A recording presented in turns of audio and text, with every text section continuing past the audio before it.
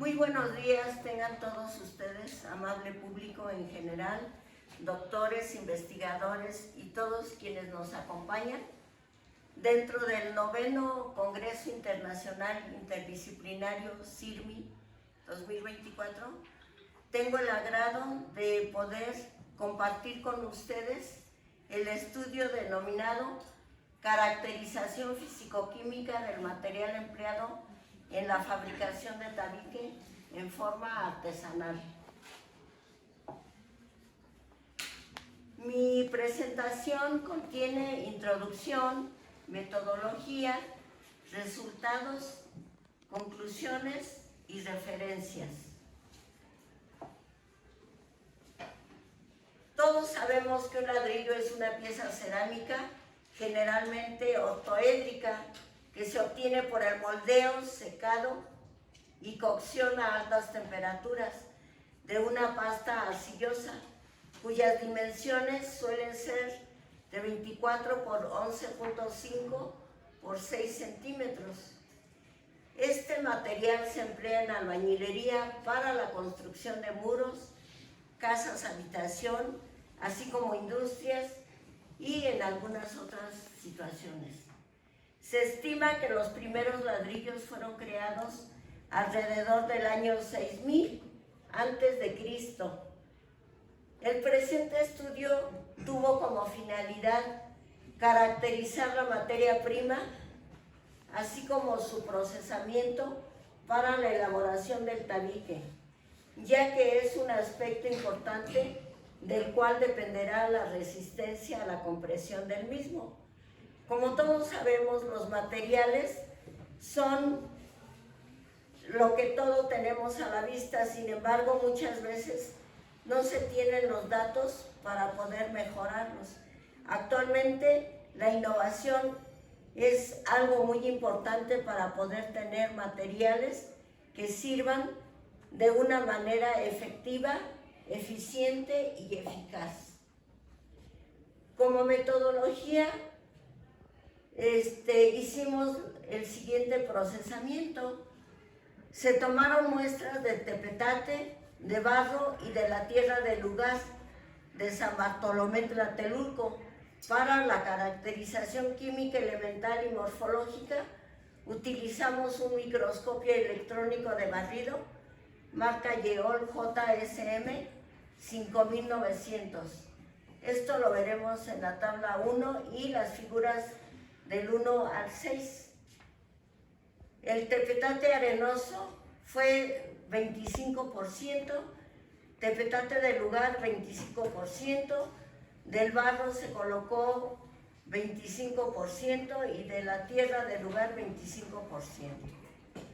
Estos materiales se mezclaron, se ciznieron en un arnero de albañil, se amasaron con 20% de agua, se hizo la mezcla con asadón hasta una consistencia homogénea para después colocarse en el molde.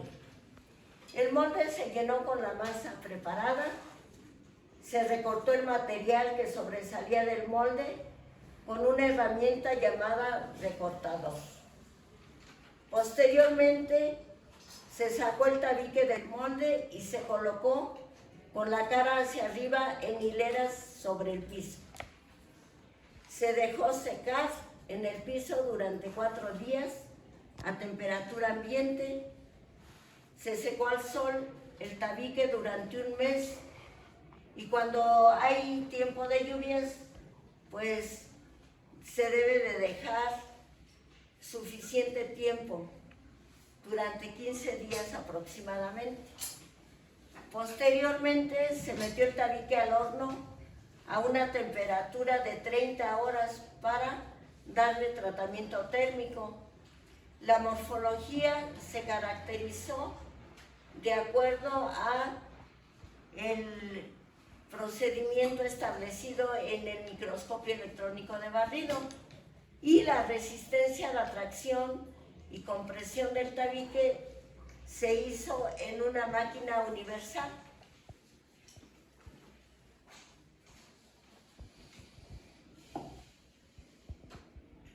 Después de ello, como resultados, vamos a poder observar en la tabla 1 los 3 tipos de tierra utilizados para la mezcla. Así como pudimos obtener los elementos que contiene esta mezcla, que fue carbono, oxígeno, sodio, magnesio, aluminio, calcio, potasio, y el tepetate de origen de San Lorenzo Cuauhtémoc presentó un tamaño de partícula de 50 a 300 micrómetros. El barro de San Lorenzo presentó un tamaño de partícula de 75 a 150 micrómetros. En cuanto a la tierra de San Bartolomé Tlatelolco, se encontraron partículas entre 5 a 90 micrómetros.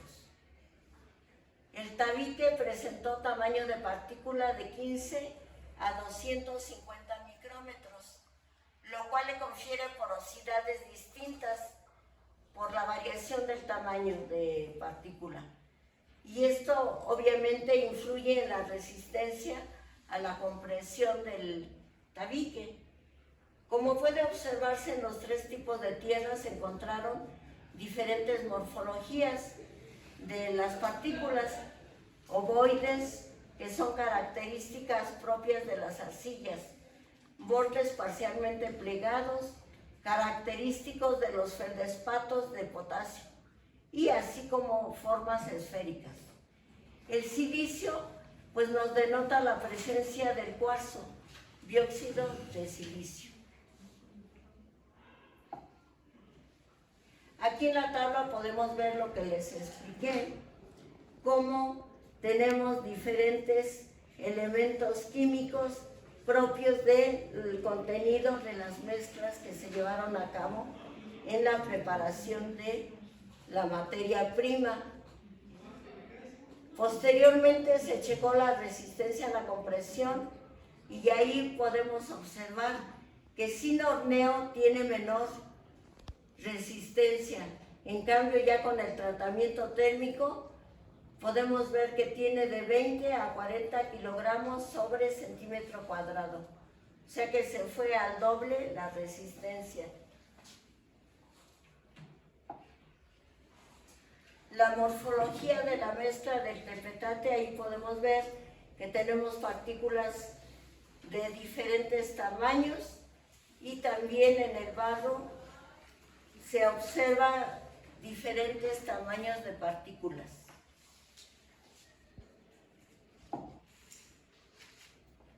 En la tierra de San Bartolomé Tlatelolco, pues ahí podemos ver que ya el tamaño de partícula está un poco más homogéneo.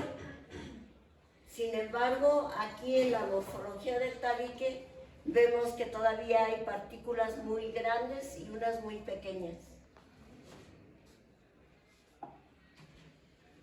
Como conclusiones de estos resultados obtenidos, nos permiten ver que la materia prima empleada en la fabricación del tabique de San Bartolomé Tlatelolco pues estuvo un poco variada en el tamaño.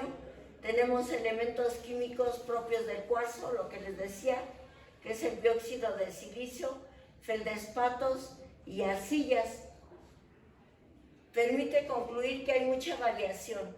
El tamaño varía desde muy pequeño a muy grande, lo cual contribuye a la resistencia a la compresión del tabique, la cual tiende al valor mínimo establecido por la normatividad aplicable.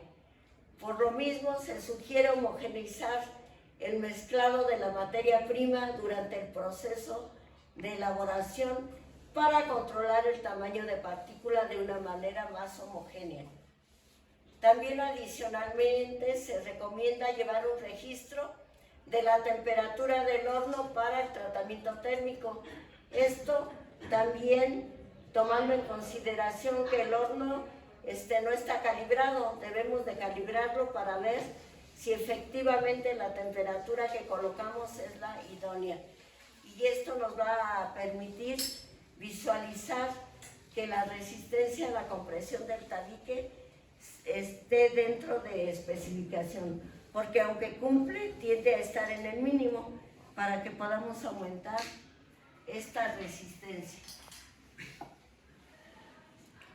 Reconocimientos, pues en primer lugar doy gracias a Dios por la vida, porque sin ella y la salud que me provee Dios, no podría yo seguir haciendo este tipo de estudios. Al Tecnológico Nacional de México, al cual pertenece el Tecnológico de Estudios Superiores de Jocotitlán, por el apoyo científico y moral que da a su servidora. Al Instituto Nacional de Investigaciones Nucleares, en memoria de la doctora Rosa Hilda Chávez, quien fue una persona que me apoyó para que pudieran hacer también algunos estudios ahí en el INIM. A los artesanos de San Bartolomé Tlatelolco, por permitirme tomar datos de su proceso y muestras de la materia prima y del tabique para llevar a cabo el estudio. A todos mis colaboradores por su apoyo científico y tecnológico, y a ustedes, organizadores del CIRMI, quienes promueven este tipo de eventos para intercambiar conocimientos en el sector social, educativo y empresarial.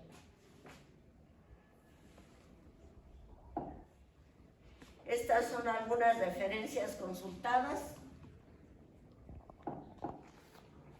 y les agradezco mucho su atención y quedo al pendiente para cualquier pregunta u observación que gusten hacerme. Muchas gracias.